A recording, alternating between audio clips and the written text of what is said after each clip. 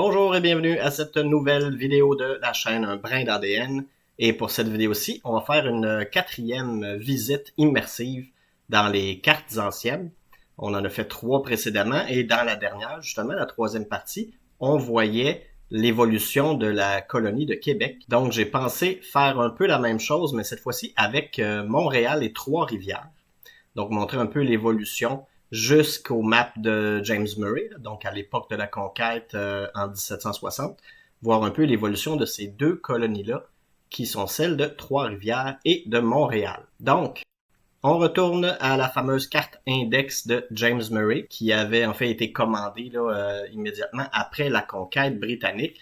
Ceci est une des versions des cartes index, comme j'avais déjà expliqué dans les vidéos précédentes. Et si on se dirige dans le coin qui nous concerne, donc un peu plus Montréal et Trois-Rivières, donc on va se concentrer sur cette partie-ci de la carte, donc plutôt Montréal en bas à gauche, donc au sud-ouest, et un peu passer le lac Saint-Pierre, donc un peu au nord-est de ce qu'on voit sur la carte, Trois-Rivières.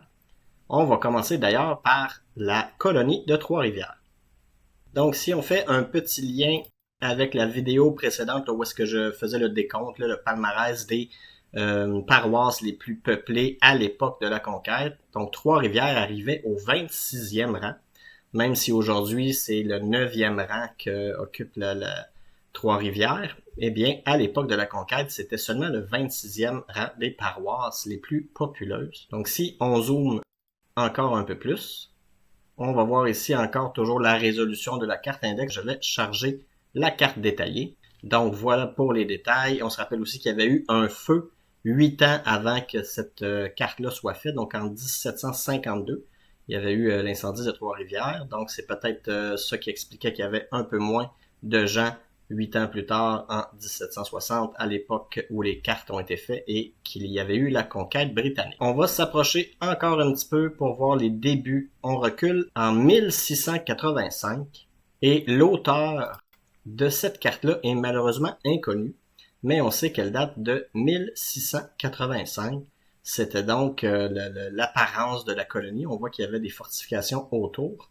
Donc, à peu près une cinquantaine d'années depuis la fondation de Trois-Rivières, fondation en 1634, et donc en 1685, une cinquantaine d'années après.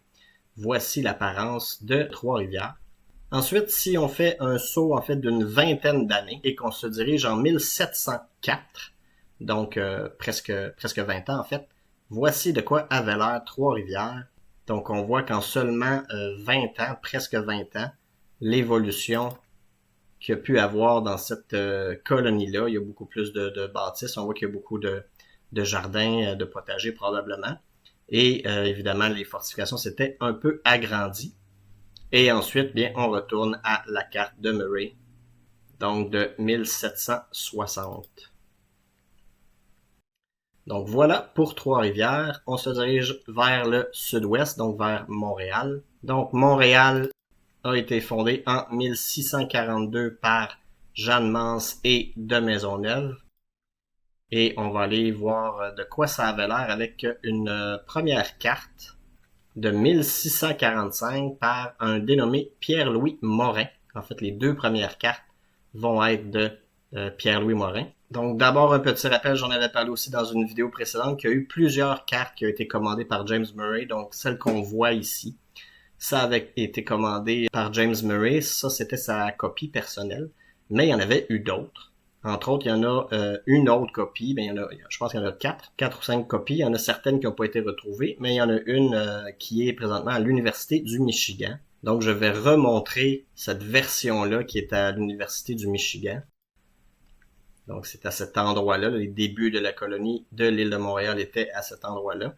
On voit que les teintes sont un peu plus verdâtres, donc c'est une autre copie que celle qui était les copies de James Murray. Et si on s'approche un peu, on peut voir un peu les détails des terrains. Je vais vous montrer tout de suite la version en fait de James Murray. Donc on va voir quelques différences, entre autres dans les dénivellations. Donc si on regarde la version de James Murray, de sa copie personnelle, voici de quoi ça avait l'air. Donc un peu de différence dans les collines là, autour Mont-Royal et les dénivellations de terrain, mais somme toute, ça se ressemblait quand même beaucoup. Donc, la fameuse carte de 1645, donc on se rappelle ce qu'on voit là, c'est à l'époque de la conquête, cartographiée entre 1760 et 1761. Et si on retourne en 1645, dans une carte de Pierre-Louis Morin, voici l'apparence de la colonie, fondée en 1642, donc c'est à peine 3 ans après sa fondation. Donc voici l'apparence de Ville-Marie et de la colonie de Montréal, donc quelques années après sa fondation. On voit clairement la forteresse, le fort qui avait été fait, c'était à la Pointe-à-Calière, donc où est-ce qu'il y a un musée présentement aujourd'hui. Donc le musée de Pointe-à-Calière est vraiment celui qui est à l'endroit même de la fondation de la ville de Montréal. Donc on voit ici que ça avait été les premières habitations étaient concentrées à cet endroit-là. Et cette petite rivière-là, en fait, n'existe plus. Donc c'était la rivière Saint-Pierre, en fait la petite rivière Saint-Pierre qui est asséchée aujourd'hui et qu'on ne voit plus. Mais on voit que c'était le plan entre 1645 et 1650. Et il y avait donc la petite rivière Saint-Pierre.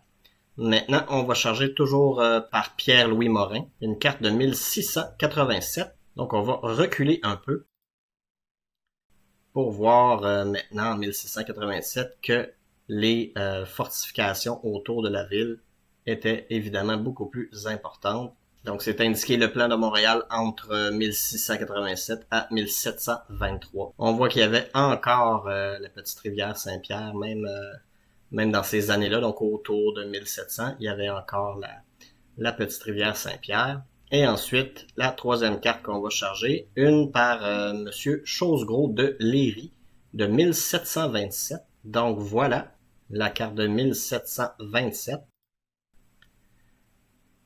On peut voir que la taille, en fait, de la colonie n'avait pas beaucoup grossi. En fait, on remarque que c'est pratiquement les mêmes murs d'enceinte, donc de la partie fortifiée de la ville. Donc si on compare les deux, c'était pas mal les mêmes murs entre 1687 et 1727. Donc évidemment, les développements qu'il y a eu étaient à l'extérieur des fortifications et même dans d'autres paroisses un peu plus loin.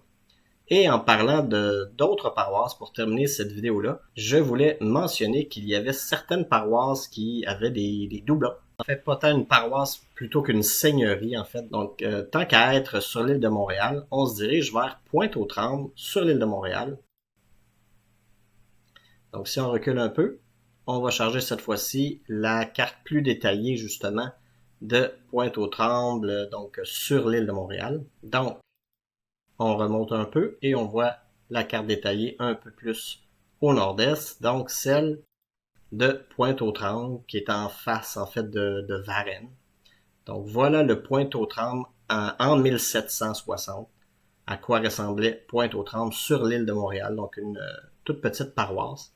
Par contre, il y avait aussi un autre Pointe-aux-Trembles qui existait ailleurs. Et ce Pointe-aux-Trembles-là était un peu plus bas si on suit le fleuve.